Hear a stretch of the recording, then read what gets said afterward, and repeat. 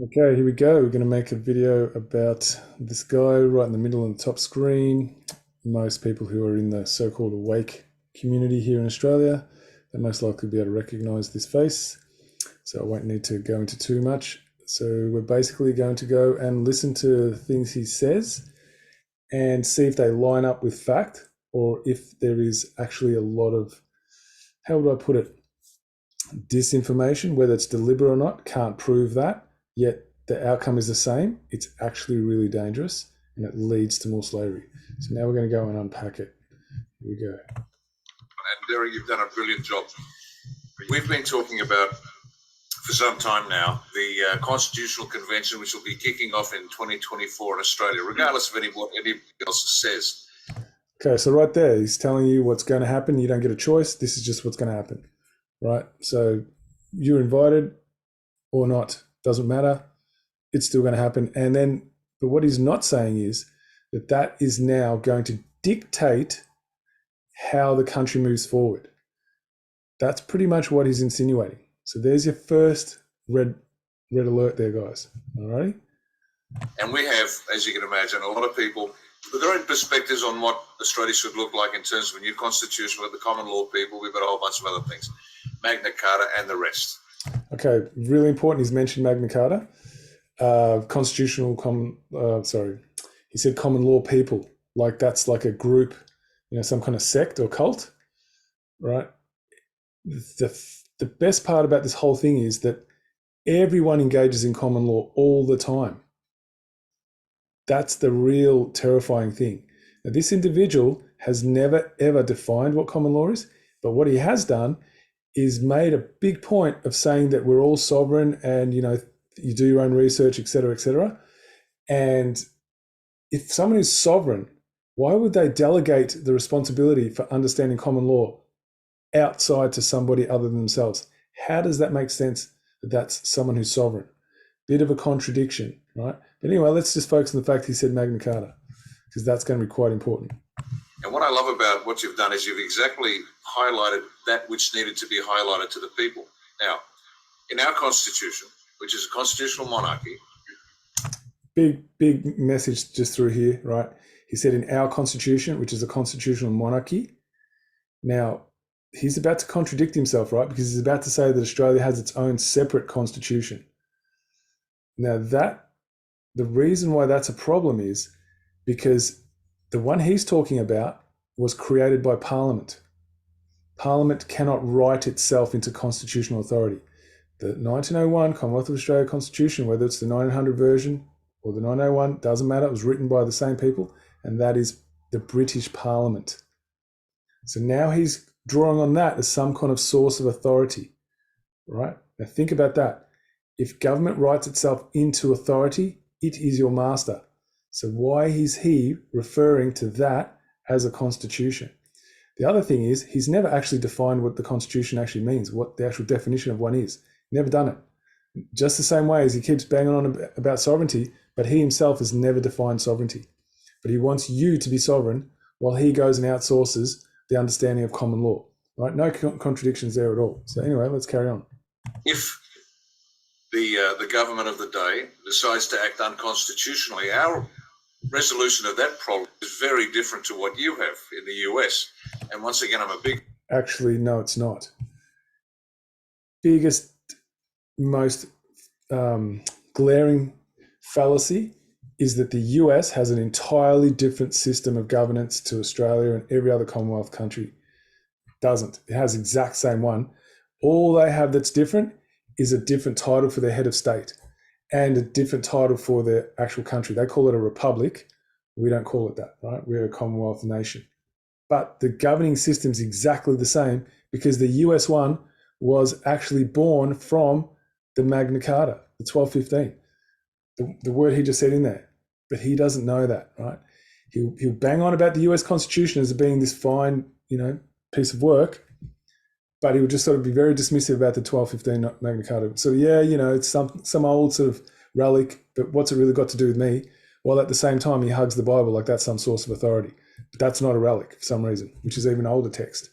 And the funny thing about, if you understand the oath the monarch takes in a constitutional monarchy, he actually swears to abide by the laws of God, which some people claim is written in that same Bible that he hugs, right? No contradictions there whatsoever. So what he's missing here, it's just really critical, is that you don't, in a constitutional democracy, right, you don't wait until government gets out of control. That's not how it works, is you are constantly regulating them. The people are self-governing. He doesn't ever explain that. So you would never get to a stage, if we were running a properly functioning democracy, we never get to the stage where it gets too out of control, we've lost total control. You wouldn't, because we are regulating government all the time. Their legislation, as soon as it's a source of harm to anybody, we the people have a way to make recourse, right? And then make them accountable, right? We actually have that. That's like written into a proper constitution, which is just the law that governs government, that the people have the levers of power over government. That's all it really is. It's nothing complicated. You don't have to have all these acts and sections and all these things that he's going to quote in a second. That's got nothing to do with it. It's just that, we the people are in charge of our governing administration. So they're not even a government, because the word government actually means to control the mind. So we are self-governing. So how do we do that, right? Because he keeps banging on us about being sovereign. It's not by waiting until we're punished mercilessly and then we go beg for our rights. That's not it. It's that we are constantly on top of everything they do, and we're testing it all the time through a mechanism, which is trial by jury. The very same thing they have in the US. We have it here, but nobody knows about it. And that's, if he was really sincere about sovereignty, that's the first thing he'd be talking about, is trial by jury, as that's the mechanism. That's the actual mechanism, not the other things you're going to hear him say later, but that's the mechanism how we keep our governing administration in check all the time, so they can never trounce on our rights, because we understand that it has the power to do so. And so you've got to keep them constantly in check, because as soon as someone has power, that goes to their heads and they can quite easily just start getting a little bit more liberal with it. And if there's no checks and balances in place, they'll keep going. That's just the nature of what power does to people, right? So that's already in place. But because no one knows about it, we just think, oh no, it's this thing that's written by Parliament. That's what governs us, and that's what he's promoting. And of what you have in the US, but let's talk about very briefly what we have in Oz. In Oz, under Section 50, under Section 50 of our Constitution, our Governor General, if he is aware that the government is acting unconstitutionally, he is required and authorised to warn them to cease their unconstitutional behaviour. Like I said, if we were running it properly, that would never get to that stage.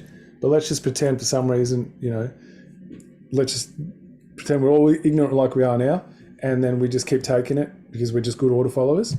And then they're supposed to now go and do their job, right? I mean, the Governor General's role is to make sure that any legislation that actually is harmful or could potentially be harmful to the people would never get passed. So, you got to think about the insanity of what's being expressed here. Just total lack of understanding of the true system of a democratic rule of law. And later you're going to hear him say that we have some foreign monarch, right? He just makes his outlandish statements.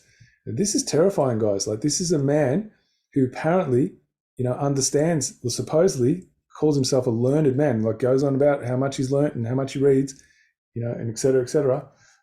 Yet he's missing fundamental basic principle understanding of how to be self-governing. If they fail to do so, he has the power to dissolve Parliament. Now, dissolving Parliament is a process which happens prior to every election. We don't have a Prime Minister during the election period. We just have some candidate, basically. And then the Governor General is authorised to then appoint an Executive Council. Now, the Executive Council is the constitutional term for what we call a cabinet. It's a lot of conventions in our system. And I'm not a big fan of conventions. I like orders. I'm a soldier. I like it to be very, very clear. But anyway, he appoints an Executive Council without being elected for 3 months in order to do what's got to be done. So we have an out if something goes wrong. Trouble is, if our Governor General fails to act, what remedy do the Estonian people have? And the answer is nothing. None. Absolutely nothing. Now have a look at those three top heads across the top there, right? All from Australia. They're all agreeing. Now, all these three you would have heard, if you've been paying attention, saying the words, do your own research. Now here's where they fall on their own sword, guys. None of them have done their own research. Actually, I have it on good authority that the guy on the left and the guy on the right have been informed of the correct way, and here they are back in their old patterns, right? Just agreeing with their master in the middle. Right? Now you tell me that's what the definition of sovereignty is, right? Is to just accept what someone else tells you. Yet they're the first to go and say, go and pay out on others, let's call them the sheeple, who don't do their own research. But here they are falling on their own swords. Because prior to that, the government would have appealed to the Privy Council. We're no longer part of that, and it doesn't matter anymore. And so we're stuck with Masonic filth. Here's the practicality. Here's the fact of life in Australia. We're stuck with the Masonic filth that have penetrated every aspect of law, and we have no comeback. And so there you go. He's just teaching you learned helplessness. Like that the people who are supposedly sovereign, and you'll hear him, I'm going to show you in a second, he talks about how all law derives from the people, just have no recourse. Like we're all just dependent on this Governor General. That's it. That's the best he's got to offer you, right? Now tell me that's not learned helplessness right there, guys. He's just showing you it's only this way or no way. Like the people just don't have any other way to do things. Now who in their right mind would set up a system that would make sure? He's just basically saying the system is about slavery, and that's what the correct system is. It's not even close. So I'm just going to let this finish off, and then I'm going to show you what he actually says about sovereignty and how it derives from people. For those serious students out there for this Constitutional Convention 2024, which we'll be having, which commences with an educative program, the key part here is to what extent do we, the Australian people, wish to be able to control the activities of our government without appealing cap in hand like serfs to a foreign monarch? It's actually not a foreign monarch. It is the most senior public servant of the entire kingdom. That's all it is. There's nothing foreign about it, because he being in the military, he would have taken an oath to that very monarch he's saying is foreign, which I'm about to show you now. This is just how little this man understands of what he's actually saying and why he's really dangerous. So here we go. So this is the oath of affirmation for the military here in Australia. Let's read it, shall we? The oath is as follows. I, insert your name, swear that I will well and truly serve who?